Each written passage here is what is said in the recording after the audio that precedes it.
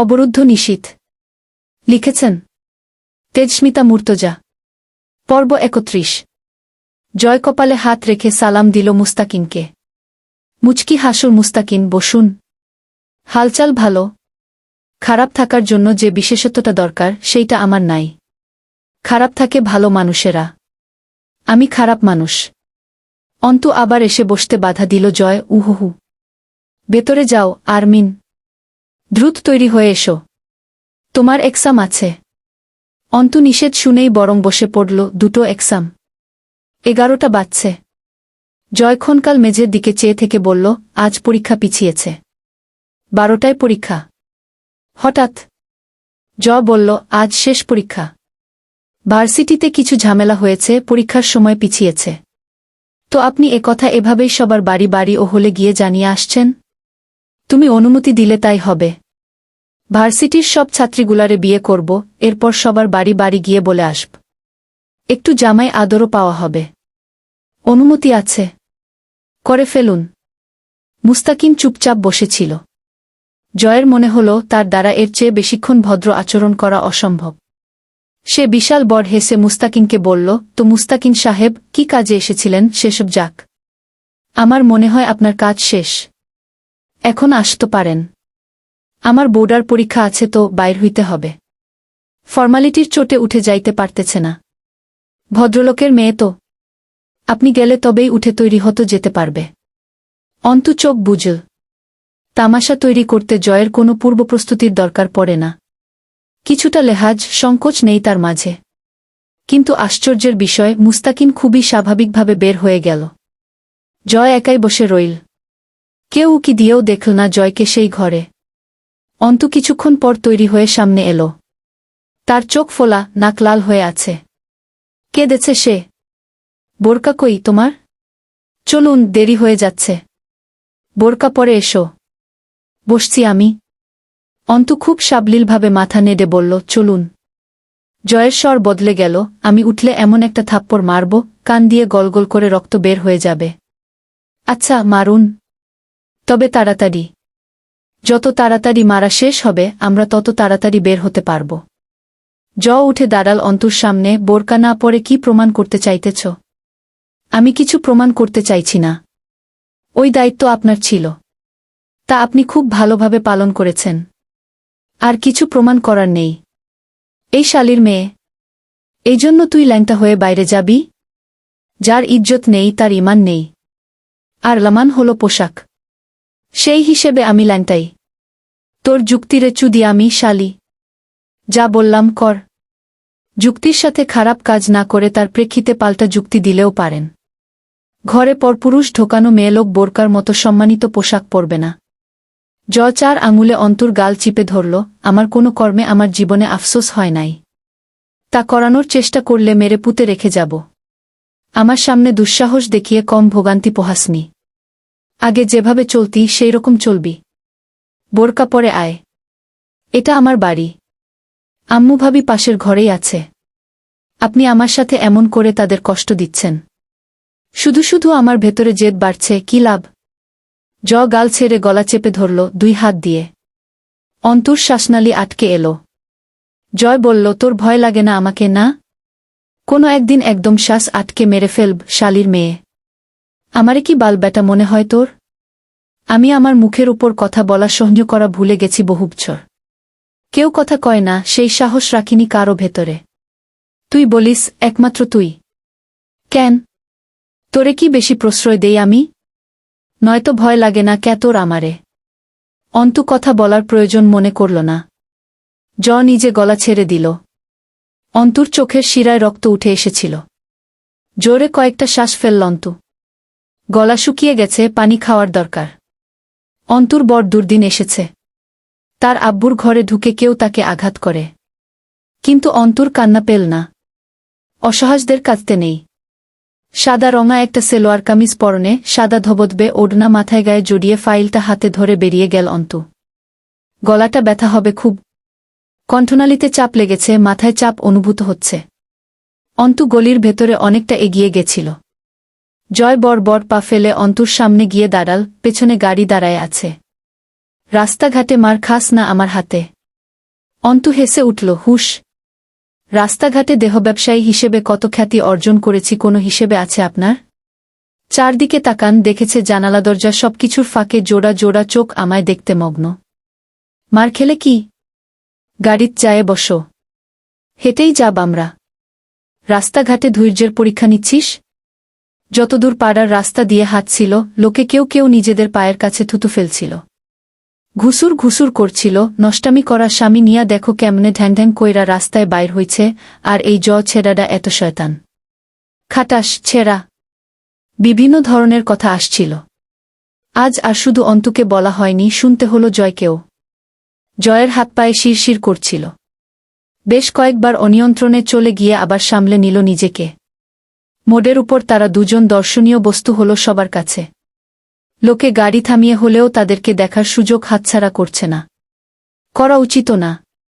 কদিন আগে জয় আমি নষ্টামি করে ধরা পড়ে এই মেয়েটাকে বিয়ে করেছে। দেখা দরকার। জয়ের ইচ্ছে করল অন্তুকে জবাই করে ফেলতে। তার মনে হল এই পরিস্থিতিতে ফেলার জন্যই অন্তু হেঁটে এসেছে। অন্তু একটা রিক্সা ডাকল, ভার্সিটির গেইটে নামিয়ে দেবেন। লাফ মেরে উঠে বলল, থানার দিকে গাড়ি ঘোরান মামা। অন্তু তাকাল। না তাকিয়েই বলল, তোমার পরীক্ষা দুপুর 2টো। রাত 11টা। কনকনে শীতের রাতে খালি পায়ে মেঝেতে দাঁড়িয়ে থাকা সাহসিকতার ব্যাপার। তরুর ভেতরে আজ সেই সাহস এসেছে। হু হু করে শীতল বাতাস নাকে মুখে ঢুকছে। তরু দাঁড়িয়ে রইল বারান্দার গ্রিল ধরে। তুলি ঘরের ভেতরে কোয়েলকে ঘুম পাড়াচ্ছে। জয়ের গান গাইতে গানতে ঢুকল। তুমি মা হারা ছেলে জাহানারা ইমামের 71-এর দিনগুলি, তুমি নকশি কাঁথার মাঠের জসিমুদ্দিনের মুঠো মুঠো মাটির ধুলি। তুলি গম্ভীর মুখে তাকাল, গান যখন ভুলভাল নিজের মনের মতো গাইবি, তখন নিজে গান বানিয়ে গাইতে পারিস না? আরো জোরে চেঁচালো, তুলি ও তুলি ও তুলি তুলি তুলি রে, দোলনায় উঠে আমি দুলি, গাছের ওই ডাল ধরে ঝুলি। তুলি রেগে উঠল, চিৎকার করলে, লাথি মার ব্যাগটা, বের হ আমার ঘর থেকে। বাবু ঘুমাচ্ছে, যা বের হ। জয় বারান্দায় গিয়ে তরুর পাশে দাঁড়াল। তরু চমকে উঠল, কিছু লাগবে আপনার? ডাকলেই হতো আমাকে। শোন তরু, তোকে এমন একটা যোগ্য পাত্রের কাছে বিয়ে দেব, তুই তখন আমায় ভেবে গান গাইবি। চলে গেছ তাতে কি, নতুন একটা পেয়েছি, সরকারি চাকরিজীবী। পোলের আলো এসে অন্ধকার দূর করেছে বারান্দার। সই আলো তরুর ছলছলে চোখ দুটো সজল হয়ে উঠল। গ্রিলের উপর একটা ঘুষি মারল, চোখের মায়ে বাঁধার চেষ্টা। Shit man. বাধা পড়ার সিস্টেম নাই ভেতরে। এরপর বাচ্চাদের মতো করে আহ্লাদ করার নাটক করে বলল, আমি পাখি ঘর বুঝি না রে। তরু হাসল, তবুও ঘর বাঁধলেন না? বুঝেই বাঁধলেন। ঘর বাঁধিনি। এক জংলি বিলাইকে খাঁচায় পুড়ছি, সেইটাও পরিকল্পনাহীনভাবে। তুই দেখিস নাই ওই শালি রে, শালি একদম ফায়ার, দেমাগ দেখলেই ভয় লাগে। আজ দেমাগি না হয়ে হেরে গেলাম নাকি? জিতে গেলি। কারণ তুই আমায় পাসনি। খুব সুন্দরী সে। মানুষ হিসেবে তোর মতো সুন্দর না। শালির তেজ খুব বেশি। আর রূপ? সুন্দর আছে। আচ্ছা, এত সাফাই গাইতে হবে না। শুনুন, না পেতে পেতে এমন অভ্যস্ত হয়ে গেছি আমি, আজকাল চেয়ে কিছু পাওয়ার কথা ভাবলেও খুব ভয় লাগে, যেন কোনো অস্বাভাবিকতা তা। ছোট থেকে বাপের আদর পাইনি, মায়ের কোল আঁচল কিছুই পাইনি। নিজের একটা ঠিকানা পাইনি, হুট করে আপনাকে পেয়ে গেলে সামলাতে পারতাম না। চা খাবেন আপনি? আদা চা খেতে ইচ্ছে করছে। আমার জন্য বানাতে যাচ্ছি, আপনার জন্য বানাবো? তরু চলে যায় জয়ের সামনে থেকে। চুপচাপ দাঁড়িয়ে রইল। তুলি এসে বসর পেছনে বেতের মোড়ায়। আজকাল জয়ের মনে হয় সে পাপ করে। আগে মনে হয়নি। আগে মনে হতো ওসব ক্ষমতা আছে, করবেই, এসব তার স্বাধীনতা। কিন্তু আজ ব্যাপারটা অনুশোচনারও নয়। তরুর প্রতি যে স্নেহ এবং মায়াটা কাজ করে, সেটা খুব জ্বালাতন করছে। পরক্ষণেই মনে পড়ে, অনুশোচনা হতেই পারে। পাপ বেশি হলে অনুশোচনা হয় মাঝে মধ্যেই, তবে সেটাকে ধরে রেখে পাপ করা থামানো উচিত নয়। হামজা ভাই বলেছে, পাপ জয়ের রক্তকণিকায় মিশে গেছে। তা ছেড়ে দিলে চলবে? চলবে যতদিন না নিঃশ্বাস থামে। চলে এলো। তুলি অন্ধকারচ্ছন্ন বারান্দার কোনায় বসে থাকে। আজ কতগুলো মাস বাপের বাড়ি এসে পড়ে থাকা মেয়েটার চোখ দুটো উদাস। জয়ের সাথে কথা বললে ভালো লাগে। ছাড়া আর কারো সাথে সংলাপ বাড়ে না তার। চাপা স্বভাব। কিন্তু জয়ের ঠ্যাস মারা কপট কটুক্তিতেও তুলির ভেতরে শান্তি কাজ করে। পাগল জয় ঠ্যাস মারতে মারতে সমস্যাটা শুনে নেয়, এরপর ধমকে উঠে আরেকটা গালি দিয়ে কান্না থামায়। কিন্তু আজ জয় নিজেই অশান্ত, ওকে থামিয়ে নিজের বিষাদ চাপাতে ইচ্ছে করল না তুলির। রাত 1:30টায় দাবার বোর্ড নিয়ে বসল জয়। অনেকক্ষণ দেখল বোর্ডটাকে। এলোমেলোভাবে ইচ্ছেমতো এক একটা ঘুটিকে আরেকটা দিয়ে ধাক্কা মেরে সরিয়ে দিল। হামজা এসে বসে পাশে। জয় না তাকিয়ে হেসে উঠল, বু রেখে আমার কাছে আসছো রাত দুপুরে? মতলব তো ভালো ঠেকে না। হামজা কষে একটা ঘুষি মারল বাহুতে। বোর্ডটা ঘুরিয়ে নিল নিজের দিকে। ঘুটি সাজাতে সাজাতে হঠাৎই স্বর বদলে বলল, সব সয় বদনামি ছাড়া।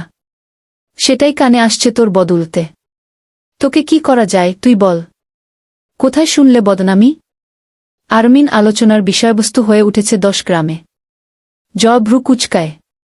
আজ যে সে তা নিজে প্রত্যক্ষ করেছে সেটা চেপে গিয়ে বলে, কোনো খানকির চেংরা কি বলে বেড়াচ্ছে?